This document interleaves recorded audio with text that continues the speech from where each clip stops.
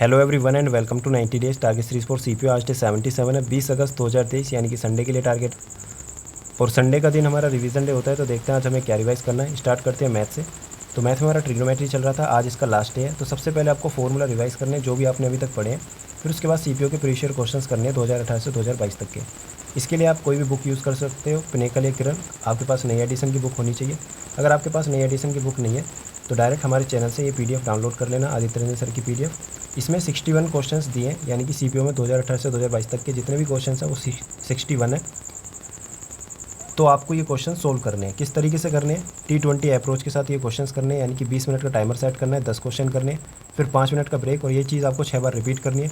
जैसे ही आपकी 120 minute complete होंगी, आपके 60 क्वेश्चन कंप्लीट हो जाएंगे। फिर बचे हुए एक क्वेश्चन को भी कंप्लीट कर लेना।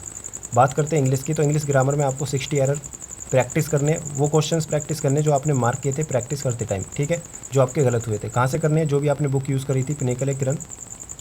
इसके अलावा बात करते हैं वोकैब की। तो वोकैब में आपको एंटोनियम रिवाइज करने हैं, और साथ के साथ जो भी आपने स्पेलिंग मार्क की थी वो आपको अच्छे से रिवाइज करनी है, लिख कर देखना है, ठीक है, बार बार। रीडिंग कॉम्प्रिहेंशन में 2 क्लोज टेस्ट, 2 पैसेज, ये आपको प्रैक्टिस करने हैं। पिनेकल या किरण कोई भी बुक आप यूज़ कर सकते। तो ये जो क्लोज टेस्ट और पैसेज है, सबसे पहले आपको सीपीओ के सोल्व करने हैं, फिर सीजीएल, सीएचएसएल और जितने भी एसएससी के एग्जाम है फिर वहाँ पे जा सकते हैं। बात करते हैं करंट अफेयर की। तो करंट अफेयर में हमारा अप्रैल का करंट अफेयर चल रहा था, इसका सेकंड डे है फर्स्ट रीडिंग का, इसको कंप्लीट कर लेना। इंडोलॉगस, रवि जीएस, ये जो भी आपके पास कोई भी सोर्स है वहाँ से आप कंप्लीट कर सकते हैं। इसके अलावा बात करते हैं सब्जेक्ट की। तो मिडाइवल हिस्ट्री का आपको अच्छे से रिवीजन करना है। किस तरीके से रिवीजन करना है? जो भी आपने नोट्स बनाए या अंडरलाइन करिए लूसेंट में, पहले तो आपको अच्छे से वो रीड करनी है। फिर उसके बाद जो भी आपने मार्क मतलब क्वेश्चंस करे थे प्रैक्टिस करते टाइम, फिर अच्छे से उनको रीड करना है, ठीक है। तो अच्छे से बार बार रिवीजन करना है जीके का, तभी आप अच्छा स्कोर कर पाओगे। अदरवाइज़ नई नई चीज़ें पढ़ोगे तो अच्छा मतलब स्कोर नहीं कर पाओगे।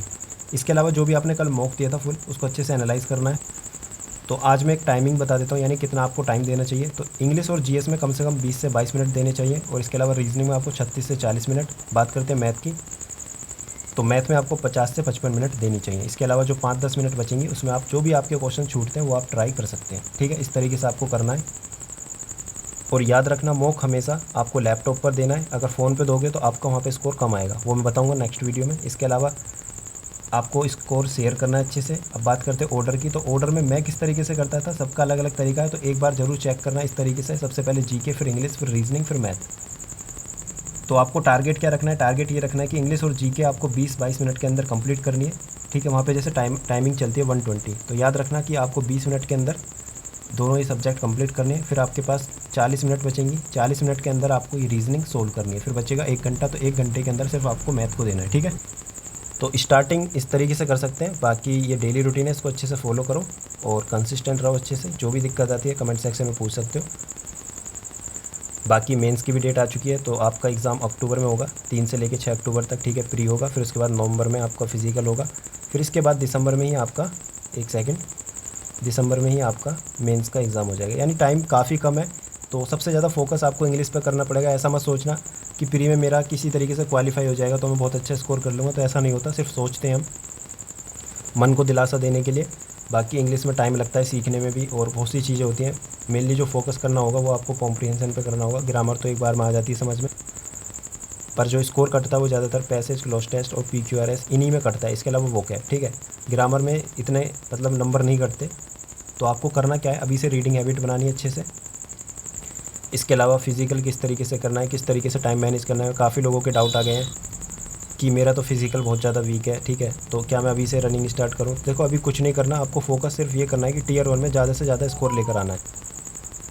क्योंकि आपको पता है पिछली बार 7.5 लाख फॉर्म भरे गए थे, अब की बार 2.87, ठीक है, लाख फॉर्म भरे गए हैं। इसका मतलब ये है कि रिपीटर्स बहुत होंगे, ठीक है। तो जितने भी अब की बार CPO में ज्वाइनिंग लेने जाएंगे, यानी कि 2022 में, वो इस एग्ज़ाम को ज़रूर देकर जाएंगे। इसलिए मैं कह रहा हूँ कि बहुत अच्छे से एफर्ट मारने हैं। ऐसा मत सोचना कि फ़िज़िकल के लिए सोचता रहूँ और मैं अभी से तैयारी करूँ हर एक चीज़। तो घबराना नहीं है, अभी जो सामने है टारगेट उसी पर फोकस करना है और अपना 100% देना है। टारगेट वही रखना है। अगर दिल्ली पुलिस ऐसा ही चाहिए तो 160 प्लस आपको स्कोर करना पड़ेगा रो जर्नल के लिए। अब ये स्कोर आएगा कैसे, एनालाइज करना है, अपना वीक एरियाज देखना है, आपका वीक एरिया क्या है, ठीक है, वीक टॉपिक क्या है, किस में आपके स्कोर कट रहे हैं, ठीक है। आपको वही फोकस करना है, ऐसा नहीं हर एक चीज़ शुरू से पढ़ने लगो। आपको वही चीज़ पढ़नी है जिसमें आपका स्कोर कट रहा है।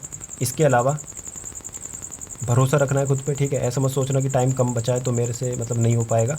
सिर्फ ये लगेगा क्योंकि आप डिमोटिवेट हो जाते हो जल्दी, और जब एक बार स्टार्ट करोगे पढ़ते रहोगे, टारगेट्स कंप्लीट करोगे, एक डायरेक्शन में मेहनत करोगे, एनालाइज करोगे, तो आपका खुद स्कोर बढ़ेगा। तो 40 दिन काफ़ी है, तो इसमें काफ़ी स्कोर आप बढ़ा सकते हो। ठीक है, तो अच्छे से मेहनत करनी है। तो बस इतना ही कहना चाहता हूँ, बाकी जो भी डाउट है पूछ सकते हो। Thank you so much.